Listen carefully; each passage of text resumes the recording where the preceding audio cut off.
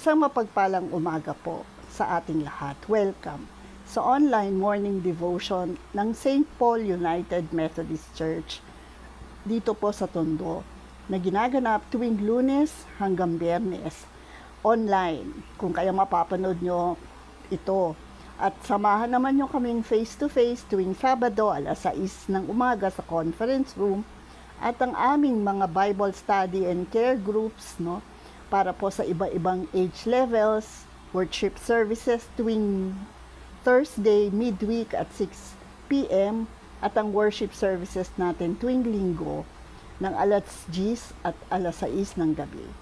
Sa umagang ito, pagbulay-bulayan natin at samahan niyo ko sa pagbasa mula sa aklat ni Mateo, Kabanatang 5, tanging talatang 13 hanggang 16 mga aking babasahin sa King James Version.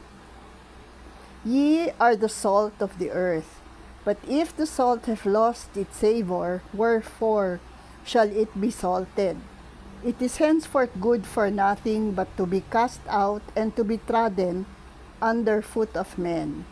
Ye are the light of the world. A city that is set up on the hill cannot be hid. Neither do men light a candle and put it under a bushel, but on a candlestick, and it giveth light unto all that are in the house. Let your light so shine before men that they may see your good works and glorify your Father which is in heaven. Pagpalain nawa tayo sa pagkabasa.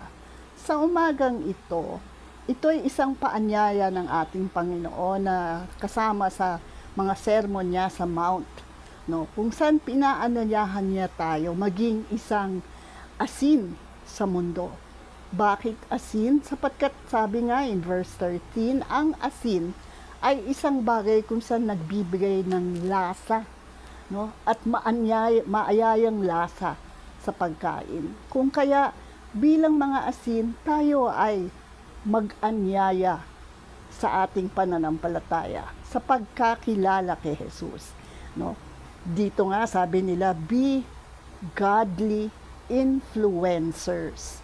Lalo po't sa panahon na to, marami tayong vloggers, no, sa lahat ng social media platforms.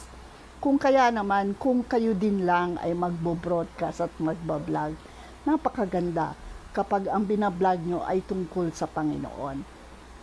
Di po ba? Nakakatuwa sapagkat ito ay nagbibigay hindi lang saya, kundi inspirasyon, kalakasan, at sa madalas sa mga taong naghahanap ng comfort.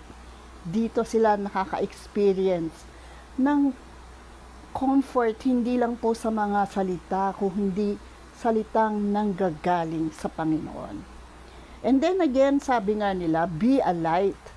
Bakit? In verses 14 to 16, sabi nga, be visible para sampa ikaw maging light of the world. Kung itatago mo nga naman ito, gaya ng isang kandila na ilalagay sa ilalim ng isang bushel, no? Or, sabi nga nila, gaya ng isang ilaw na nakahalagay sa isang city on top of the hill. Di mo pa, lalo pa, imagine na natin ang lighthouse kung saan ito ay nag-aanyaya at nagbibigay comfort sa ating mga marino. Sapagkat dito malalaman nila na may lupa doon na pwede nilang puntahan or warning na may island doon at medyo mababaw ang tubig. No? For all other reasons, a lighthouse is a comforting light in the midst of darkness. And that is what the Lord wants us to be, both salt and light. At the same time, sabi nga niya in verse 16, let this light shine before men. No? At ang sabi nga niya, kung kayo din lang ay magsusunod sa pananampalataya at in mga binibili ng Panginoon, sana hindi lang nyo ito i-internal kundi external.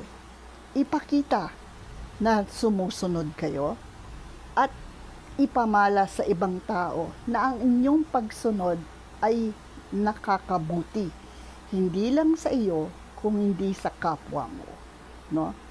That way, sabi nga nila, if you both do and live out the scriptures or whatever the Lord commands, the others will see God exists, God is effective, and that in seeing Him, we also help glorify Him. No? At sabi nga dito, ang paalala, do not retreat, but engage through active service and righteousness. Ang sinasabi, inaanyaya, isang tawag sa atin bilang salt and light of the world, na wag nyo lang ito ikimkim o isolo, ika nga, kung hindi i-share, ibalita. Hindi man sa salita, mas maganda rin sa gawa. Nagagawa mo sa sarili mo na maipabuti ang buhay mo at nagagawa mo sa kapwa mo na itinutulong mo sa kanila paano magmahal sa pangalan ng Diyos. Tayo po'y manalangin. Lord, naway kami ay maging influencers nyo sa mundong ito, Lord. Bilang salt at light, kami ay nagbibigay lasa sa pananampalatayang inyong binibigay sa amin, Lord God. At maging ilaw kung paano kayo makita, paano kayo maramdaman, at paano kayo makilala pa ng mas mabuti. Patuloy kami nagpapasalamat sa inyong kabutihan, Lord God, na kayo nagbibigay sa amin ng inspirasyon. At naway kami rin ay maging ganon sa iba. Ika nga, Lord, may we vlog and may we be godly influencers of the life you want others to live because you loved us. All in Jesus' name, Amen.